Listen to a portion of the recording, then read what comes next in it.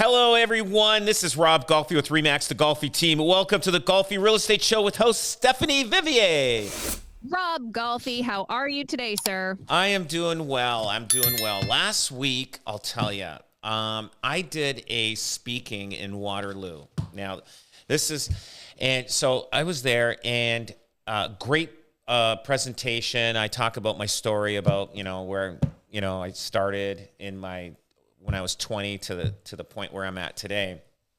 And so I was about maybe just close to 100 realtors I was chatting with. And, I'm probably half hour, 45 minutes on stage, telling the story. So they gave me a microphone. And the microphone wasn't really working right unless you had it close to your mouth. So my mouth must have touched I know it did. It touched the microphone. And so who knows whose else's mouth touched that microphone? So that was I think on Wednesday. Was it Wednesday? It was Wednesday. And then the next day, I'm not feeling like when you're just off. And you can just tell, right? As soon as you open your eyes. I was off. I just, I just couldn't function. And I do a lot of my research early in the morning when for the radio show, and I just couldn't do it. Like, when it's just the brain just and the body just wasn't doing it. But I was okay. It's just the motivation, like that energy level just wasn't there. And so I went through the day, no problem. And then Friday, I'm like, I got appointments in the morning, and then from the morning, my last one was at 12. Then the next one was at 5:30. So I had a 5-hour window, just taking it easy. And I'm going, this is going to be a long day, because I would have loved to have gone home and jumped into bed at 12:30, 1 o'clock. So anyway, at 4 o'clock. I get a call that he wants to reschedule till next week for the appointment, and I'm like, good, but I wish he called me like 3 hours earlier. Sure, so I spent last week from Friday till Monday morning laying down in bed. Just wow, and I lost 8 to 10 pounds. And I didn't eat. Okay, well, at least, wow. I ate Friday around 5 or 6, actually 6 o'clock Friday, 6 or 7, somewhere around there. I didn't eat the next time I ate was Monday night. So I went. Wow. I just there was no. Do that on purpose. They try to do the fasting, right? Oh man, so you did it because you were.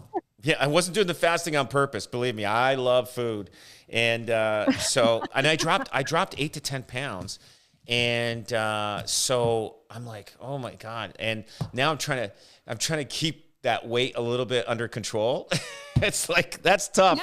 Yeah, sure. Why not? Right? The pants are fitting a little bit better. Oh yeah, it feels kind of times exactly. Yeah, no. So what do you think it was? And did your family get it at all? No, what happened? No, nobody got it. I picked up a virus from, I'm pretty sure it had to be from that microphone. I'm pretty sure.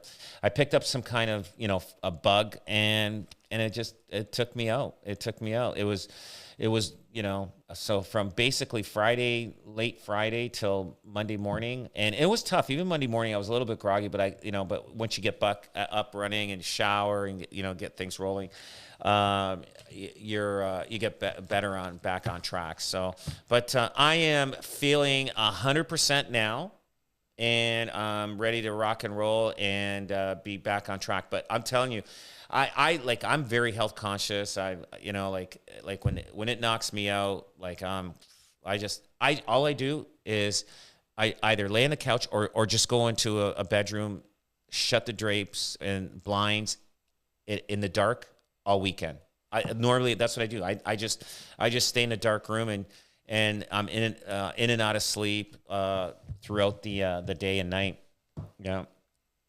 Wow, I can't believe it. Well, we're glad that you're back at it and ready to go, because that means you've got a fresh perspective for us on real estate this past week. Yes. So there's been some funny things that are happening.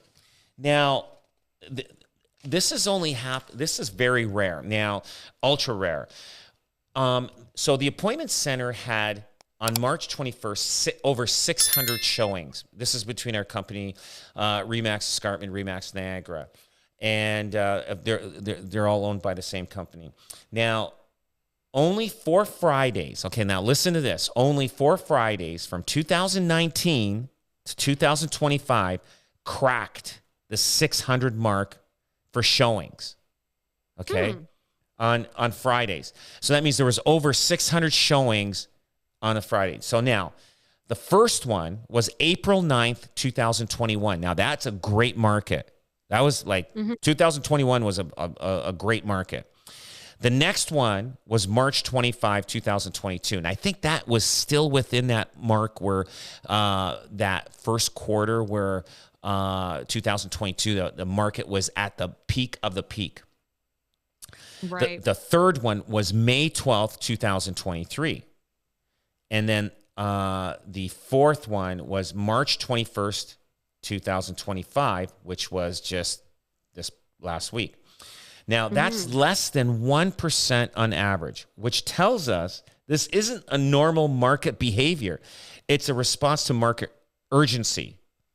So that we have had 4 consecutive weeks of positive growth in appointments week over week, which has never occurred. Now, this all points to a shift in buyer psychology, which makes for a very dynamic market. This is different.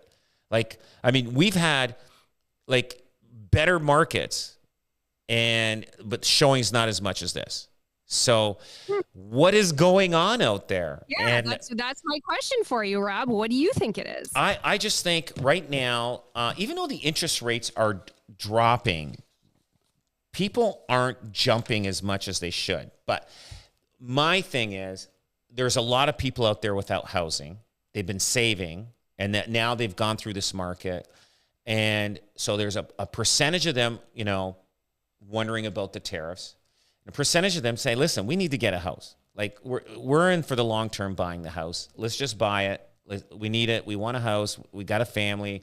Let's, you know, either they're renting and they're sick and tired of paying rent. So like, let's say they're renting a house for $2,500 a month, or it's probably more than that. If you're renting a house, you're renting for almost close to $3,000. That means you're giving $36,000 to a landlord to pay their mortgage off. So they're probably thinking, why don't we just give ourselves that $36,000 and pay our own mortgage off and get a house? Because and I think, but it is a weird market. It is weird and how it's been going. It's just crazy. But hey, well, listen. We have seen the interest rates go down, right? So perhaps that's part of it too. You know, you mentioned those people who've been wanting the home ownership dream for a long time. They've been maybe saving up that down payment, and since we've gotten these drops in interest rates, maybe they've just hit that mark where they actually can do it. Yeah, absolutely. Interest rates are definitely a huge thing, and now there's talk that the next interest rate announcement could drop. You know, everybody's hopefully thinking that they could drop a 0.5 point, which I don't think so. Maybe a 1/4 point, possibly. But yeah, they're looking at another drop in the interest rates, and just to keep this market going, and it needs to be going. Like it needs to. Like there's nothing, like it's not like there's a lot of multiple offers happening out there, but they need to keep this market going. But this is going to bring a whole other thing in the market that's happening. So like there's a lot of different parts moving around in this new market. We had to deal with COVID before. Now we're in a different stratosphere of dealing with tariffs, and it's just crazy. But always something new to learn, I guess. Oh, it is. It's crazy. It is crazy. So, but anyway, yeah, otherwise things are moving along. I mean, you know, weather's starting to look really good out there. We're enjoying that. And you know, spring is probably, the spring market this year is probably a little more later than it, for real estate than it usually is earlier. Well, it seems like the weather is doing that as well. You know, we got like one day last week where it was very, very warm, but that hasn't been the case yet. So it seems to kind of follow that. But the big news again this week has to be the tariffs, and who knows what's going to happen next week? Will those deadlines hit? Will we get further extensions? But there are some key Canadian imports that come from the U.S. that could significantly impact the housing market. What are those, Rob? Oh yeah. So there's two major things that I see that it's gonna affect the market. Now, glass. We get a lot of our glass from the U.S., which make windows. So our windows going to be expensive. So, for instance, with the glass, it shows here glass fibers. It says represented 19%. And it says a total of imports, including glass, wool, and articles like yarn and woven, whatever. So it shows here that between glass fibers, glass containers, glass mirrors, I think it's 300. I got here 15.7% U.S. 425 million on glass containers, 550 million, 15 million on glass fibers. Glass mirrors, 382 million. Float glass, 360 million. So there is a lot of things that are going to cause problems for us, and appliances. Appliances are going to be a major problem for us because every time people buy homes, they end up buying appliances. It's just automatic. Whether usually there's, and especially if new homes are built, every new home needs new appliances. What happens with developers that are building condos, especially right now, like the condos that were started 3 years ago, 4 years ago, they're going to start finishing up in the next this year or next year. They need to get appliances in all those condos. And there's buildings out there that are 600 units. So they need 600 dishwashers, 600 refrigerators, 600 stoves and ovens, and washer and dryers. They need that. The cost of the condo for the developer is going to be so much more that they're going to have to eat the loss on that because they've got a contract with the buyer. But the new contracts, the new properties and developments that are happening, it's going to be more money for the end user, the consumer. So when you're looking at a condo or a house or anything like that, it could be up to $10,000 to $20,000 more than it was before, just because of tariffs and stuff like that. And I think 10, 20,000 is low, but that it'll be more for the cost. But it's not only it's that much more for us, but it's the same thing for them. So I don't know how effective this tariff thing is going to work out, if eventually it's going to get dropped or whatever. But there is a lot of things that we import, and that's going to cost us more money. And same thing, the United States now, they don't want us really exporting. They rather make their own, so they're going to make it costly for the Canadians. So we don't know where this is going to end up, but it will be more costly for us as a consumer. Like, buying appliances, I always buy used. The used appliances are going to go up quite a bit in price. Like, you're going to see that market increase. Because the appliances that are come from the U.S. are going to be too expensive for people to afford, so they're going to start looking for used ones, and that used market is going to be almost buying it at the price of the old new ones that we had. So where do you get used appliances, Rob? Any recommendations for that? There's a lot of repair shops that have a ton of used appliances. You go online, check it out. You take a risk though too, but there's appliance repair places. They always have used ones, or you just go online and excuse me, and we buy appliances that way for our rentals and stuff like that. But buying brand new, you're gonna have to have a lot of money to buy them. Wow. Oh yeah. So many things are going to be affected, and really we don't know because there's a lot of uncertainty around all of this. So all we can do is react for the day. We are Steph Vivier and Rob Golfi, and this is the Golfi Real Estate Show. Now Rob's going to stick around, and we're going to talk about one of my favorite topics, which is bad neighbors, coming up next here on News Talk 610 CKTB. Picking the wrong realtor, that'd be a big mistake. That cost me money. We get it. We get that the right realtor makes all the difference. Compare and you'll see Golfi gets you the most money in the least amount of time. Golfi gets it sold. And welcome back to the Golfi Real Estate Show. I'm Steph Vivier. Rob Golfi is with us today from the #1 REMAX, the Golfi team.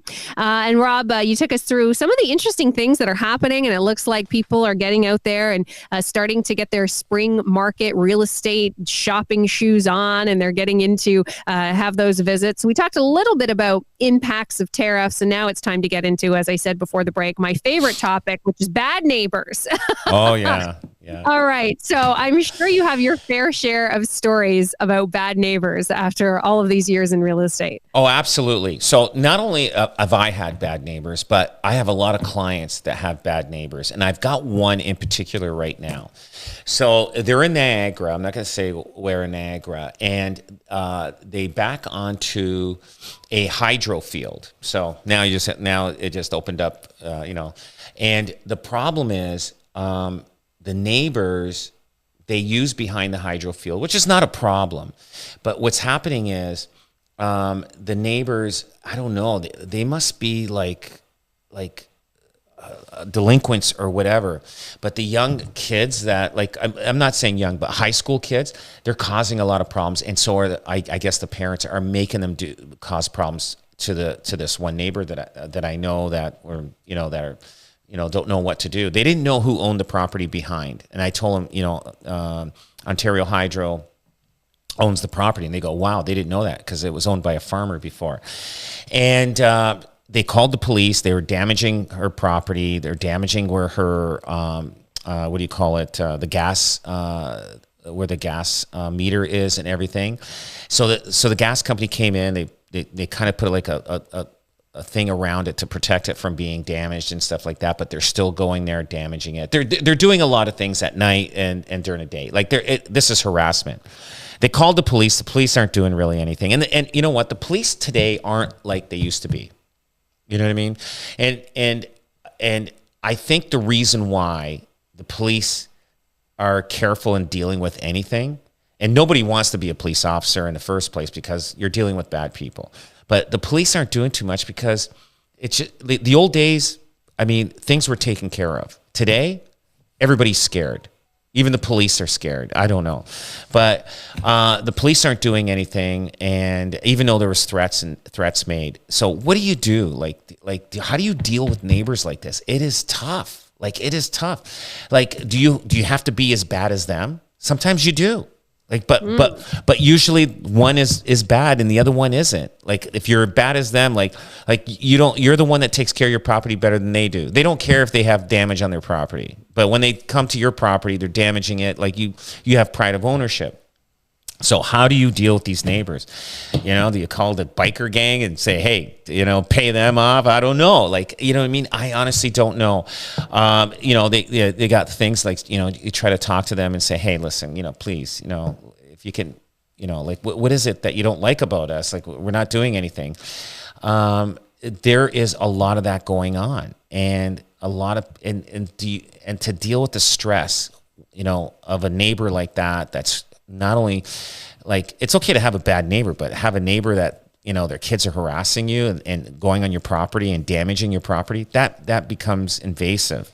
And they've got cameras, but police aren't doing anything. So it is a tough thing. And a lot of people go through this. Some people deal with bad neighbors. Okay, no big deal. Each of them mind their own business and don't do anything, don't bother each other. But then there's the ones that do harass. And there was a lady, she lived in a condo corporation, townhouses, condo corporations, and it very rarely happens. They said she has to move from that complex. They forced her to move. Otherwise, they were going to repossess her house and kick her out. And because she was Was harassed, she the bad neighbor? What was she doing? she was just causing a lot of problems with the other neighbors in the townhouse complex. And the funny story about this is, so this is one complex, right? One complex. So she got basically evicted from there. Like, she owned her own condo. She got evicted. She would screw up other people's landscape around, like right close to her, and cause problems. Just it was just a nightmare.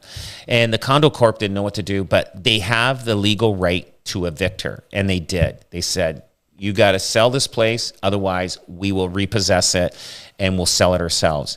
So she ends up selling it. Right now, I know the story about this, but guess, I had a condo townhouse up the street for sale, and believe it or not, I didn't know the name until after this has all happened. She had her own realtor. She ends up buying this condo that I had at this other complex. And I'm like, oh my God. And I like, what do you do? Like, it's just like, is this person going to be nasty to these neighbors? I don't know.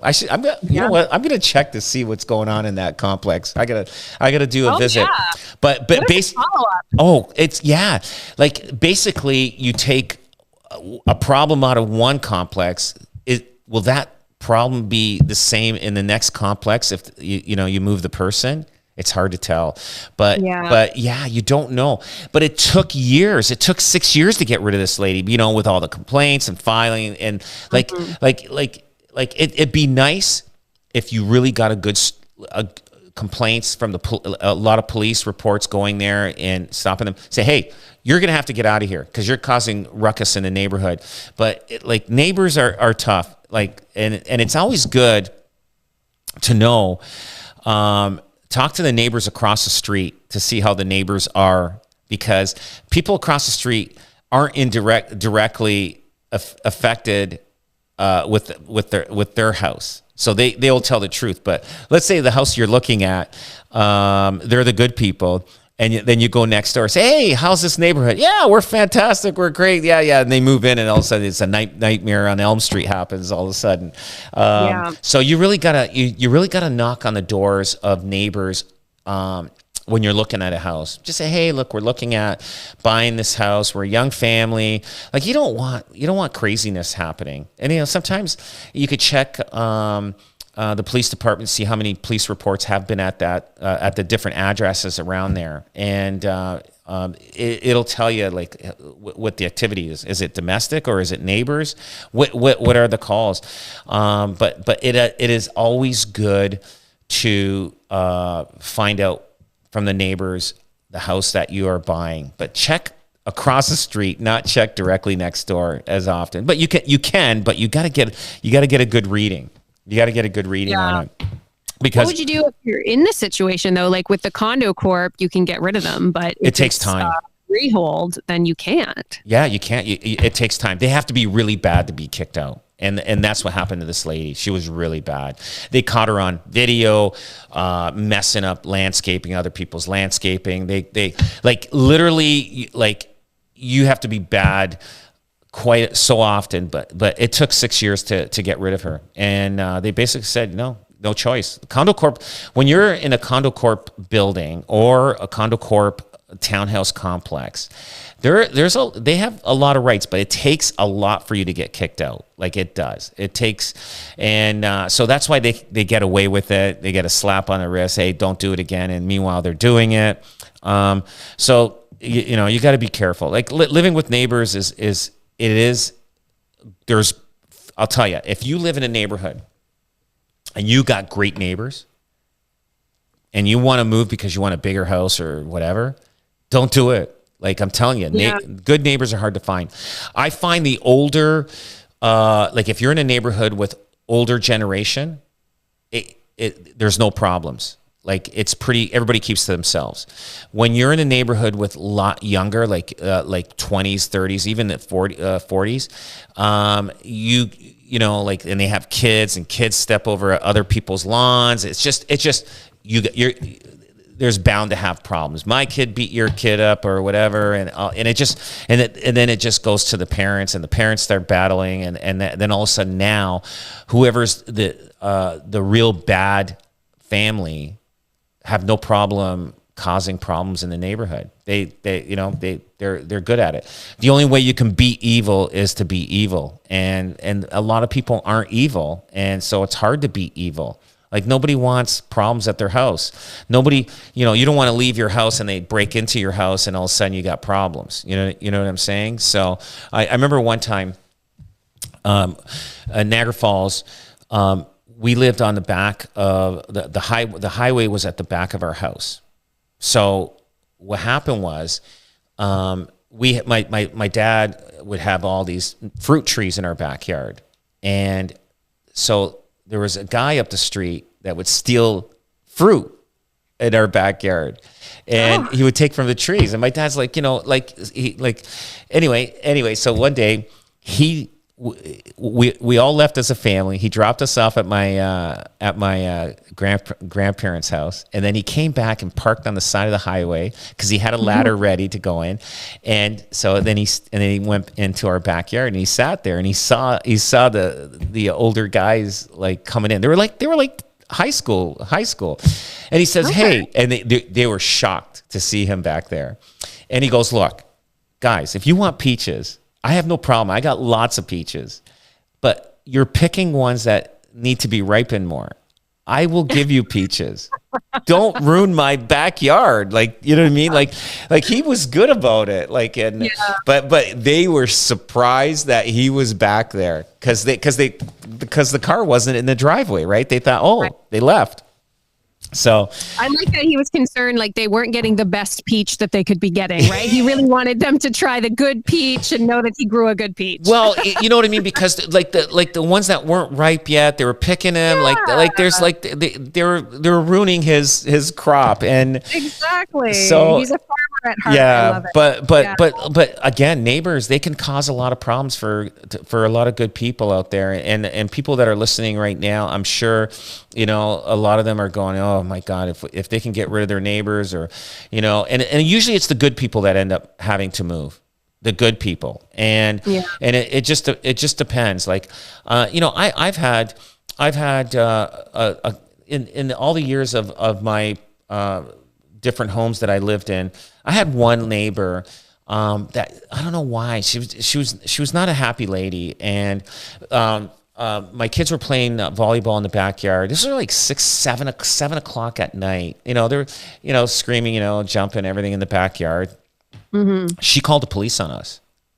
Oh, wow. Yeah, because her backyard backed on our backyard. She called the police on us, and when the police found out why she, like they wanted to talk to her first, and she wouldn't tell them why, what was going on in her backyard. And he says, "Well, what are they doing to scream so loud? What are they doing?" And she goes, and then when she told him that they were playing volleyball, the police were getting upset. They got upset with her and say, "Are you kidding me? Are you kidding me?"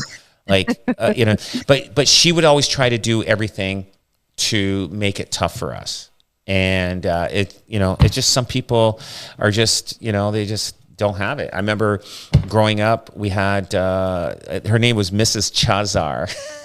I think she was Hungarian or whatever, and she did not like if we just stepped on a corner piece of her grass. Now our street was filled with kids, and it was driving her crazy. And what happens is, if you start bothering the kids, they will do it more, right? But well, as soon as the kids find out, then it becomes a dare too, right? Yeah. Like, I dare you to go step on Mrs. Chazar's left. Yeah. Oh yeah, Mrs. Chazar. Oh yeah, that's it. Oh yeah, for sure.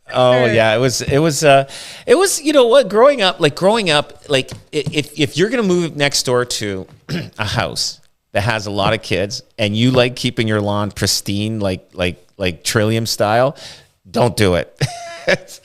Don't do it. Don't move it to a house next to a lot of kids, or a neighborhood that there's a lot of kids. And a lot of new subdivisions, there's a lot of young kids because a lot of young families are moving into them. But in older neighborhoods, if you move into an older neighborhood, that's where you're going to see the Trillium Awards. And if you got kids, like those elderly people, they're not going to be too happy. They're going to chase you down the street with the broom. So yeah, you got to really pick where you move to, especially if you have kids. Oh, for sure. There's so much to consider, right? The availability, the different amount of bedrooms, the bathrooms that you want. And then you got to talk about the neighbors as well. Maybe you come across a home and you love it, but it's got a mutual driveway. Rob's going to stick around and he's got some considerations for you to make if that is the case of the home you're looking at right now. You're listening to the Golfi Real Estate Show. I'm Steph Vivier, and we'll be back with Rob Golfi next here on News Talk 610 CKTV. Are you worried about selling your home on time and for the most money? Hi, I'm Rob Golfi. Every year we invest millions of dollars in our advanced marketing system, ensuring your home is seen by tens of thousands of potential buyers. We don't just hope it sells, we make it sell. And welcome back to the Golfi Real Estate Show. I'm Steph Vivier. Rob Golfi with us today, talking about some different considerations when you're buying a home. You know, it might have everything you want, but it has a mutual driveway. Okay, Rob, walk us through it. How does it work? Who owns it? And should we buy houses that have these? You know what? Sometimes those houses with mutual driveways there's some pretty good deals. Now, if you don't drive, you're good. But if you do drive, that means you have to share that driveway with the neighbor. So now, some driveways are mutual, that it doesn't go into the backyard, and sometimes in the back there's a garage on either. Everybody has their own garage on the back of their house, and so you use the driveway to go back and you park behind there. Now, what happens is, when the mutual drive, let's say one neighbor has a car and the other one doesn't. So that one neighbor has been enjoying that the other neighbor doesn't have a car, and they've been parking their car in the driveway for 10 years. No problem. You know, the other neighbor doesn't have a car. All of a sudden, that neighbor that doesn't have a car sells their house. And now the new neighbor has a car. Well, they have every right to use that driveway. And that's when a lot of headaches happen. That's when a lot of things happen. And if let's say it doesn't have garages in the back, it's just a mutual drive. You both have to share it. Maybe you share it 2 weeks. One house has it, 2 weeks. The other house has it, or every other day, whatever it is, you have to share it. That's just the way it is written on the deed, and that's all you can do. But it does cause a lot of neighborly problems. And I remember one time, so what I did was, there's a lot of little things that I do. That's why we sell a lot of homes. So one time, this person couldn't sell their house. It had a mutual driveway. And I said, that's a big part of it. And I said, yeah, a lot of people don't want it. I mean, it has to be the last house that's available, and there's nothing else, and somebody needs it, and they'll just live with it. So this one house that had a mutual drive was for sale before with the previous agent. Couldn't sell it. They call me. I go, okay, here's what we're going to do. I go, you got a beautiful house here. And people aren't seeing how beautiful your house is. And so if they love your house, they may accept the idea of having a mutual drive. So when I actually did on the listing, I just said it's got a side drive. And people came in. They all came in. And then we did get an offer. I told the agent that brought the offer, and I said, hey, listen, I just got to let you know, this driveway is a mutual drive with the neighbor, let's say on the north side of the house, the north side. And I said, do you still want to submit the offer?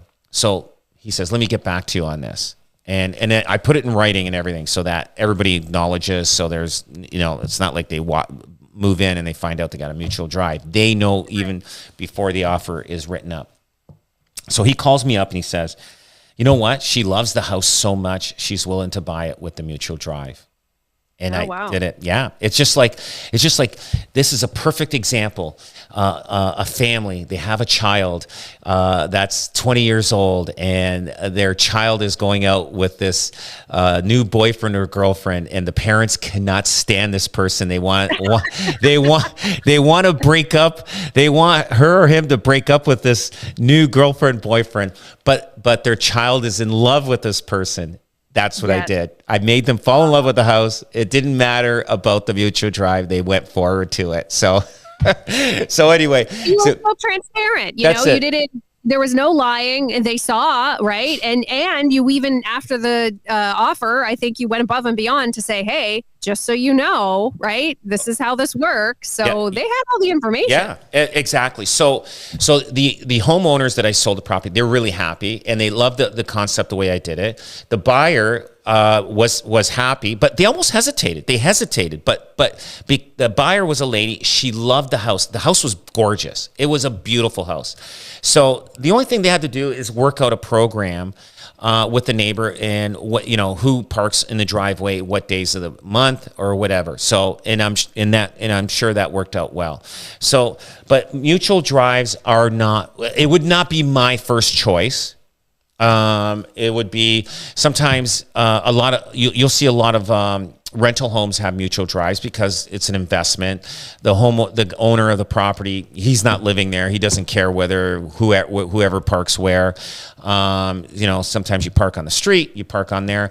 A lot of times the mutual drives, when you drive to the back of the backyard, there's a garage on everybody's backyard. They just pull in, and that driveway is always open. It depends on that, but it is tough. Houses are a little cheaper with houses with mutual drives. You definitely need neighborly cooperation when you buy a house with a mutual drive. And it's actually always good to know when you buy a house with a mutual drive, talk to the neighbor. Sometimes neighbors will tell you, well, listen, I usually use it and we're going to keep it that way. And it doesn't work that way. Like on the deed, it says you guys mutually have to agree to use it. It depends on the parking on the street too. Like, do you have to get permit parking, all that kind of stuff. So mutual driveways are a little bit of, you got to be very, very careful when you buy one. You better do your research on it with the neighbors. You better do the research with the realtor. You better know everything about it. Yeah, some people work from home or don't have cars, right? So really, like you said, if you can get a little bit of a discount on a house, that's the situation. Like if you're a person who, gets your groceries delivered and you work from home and all that, it might be the right one for you. Yeah. Okay.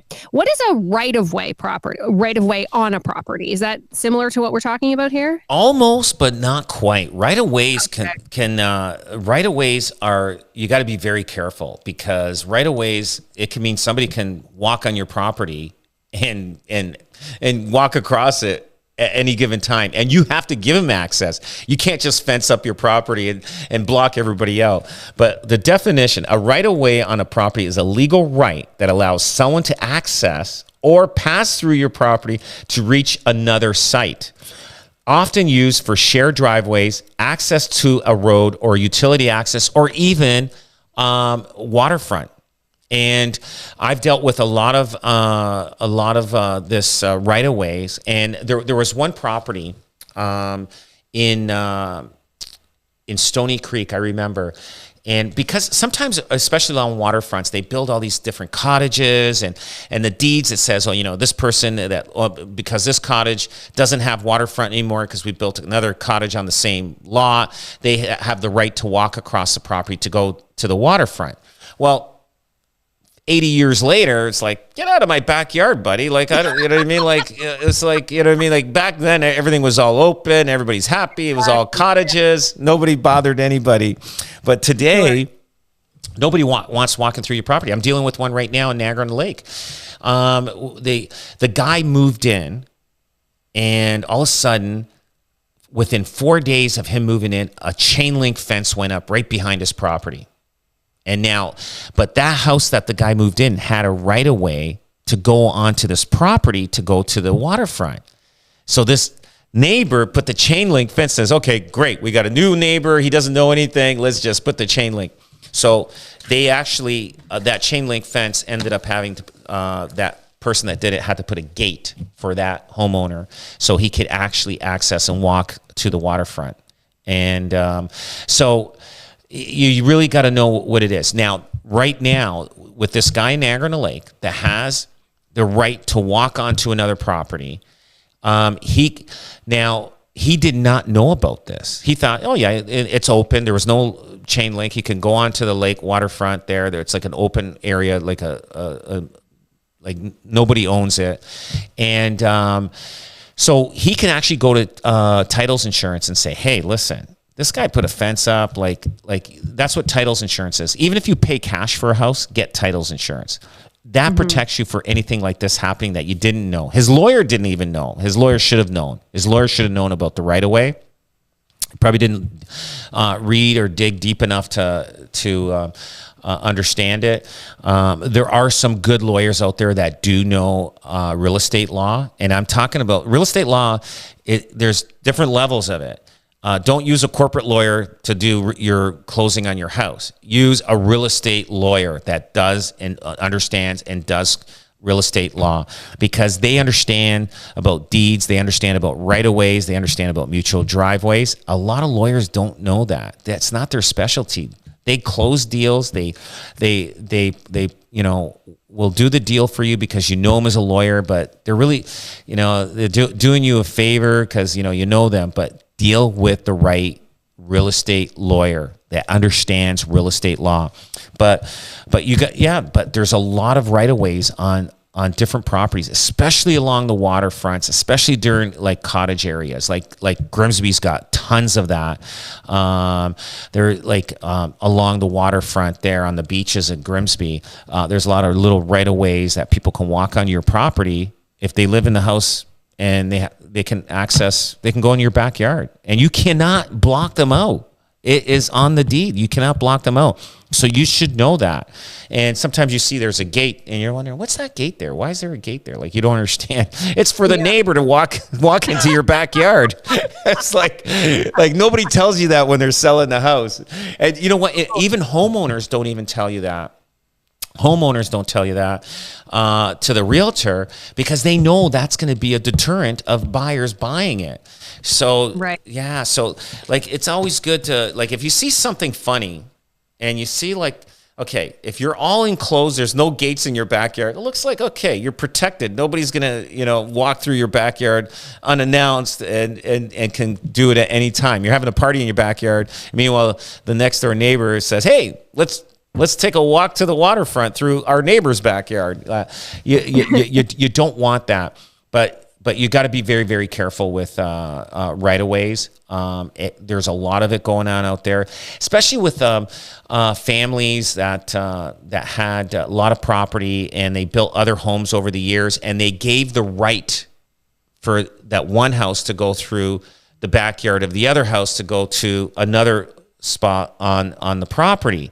And what happens is over the years, when they sell them, that deed stays there, that right-of-way stays on the deed, and it's hard to remove after. It becomes difficult. You got to get everybody to agree, and some people won't agree. The people that have the right, they're saying, no way, I'm not going to let this go. And the other guy that back there that, he's got a highway going through his backyard with all the neighbors, he's like he wants to stop that, and it becomes a problem. It does become a problem. So right-of-ways are definitely important to know about.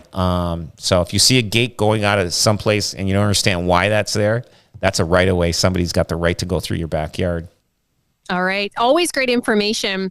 Rob, a new survey, what Canadians really want in their homes. So what do we want? What's grabbing our attention when we go into these places? They want backyards. So what really Canadians want in their dream homes, if this is a survey done in 2000, just recently, a great backyard, according to Waihe's 2025 Housekeepers Want survey conducted with Angus Reid, 81% of Canadians say a backyard is important or very important. Now, the one thing is, I know they're building a lot of condos, and I get it, but I'm going to tell you, people want backyards, like late 20s, early 30s, people that are getting married now, a lot of couples.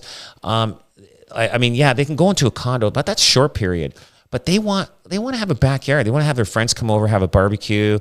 They want to be able to do that kind of stuff. But they're pushing these buildings, these condo buildings on everybody. It's not what everybody wants. And another survey was separate entrances gaining popularity in costly markets like Vancouver. I'll tell you, a friend of mine moved out there probably 30 years ago. And in Vancouver, because it's been expensive, it's been expensive forever. It was expensive when he moved there. A lot of people there, and it's happening now in Ontario, but a lot of people in Vancouver have in-law apartments in their basements. Like pretty well, like everyone. It was the only way for people to afford a home. So my friend, he bought a place 30 years ago, and he still has, he doesn't live in the same house, but a different house. He has an apartment in his basement. So separate entrance was key. And it showed that British Columbia, 27%, say that a separate entrance is important, 20% in Ontario, 17% in Alberta.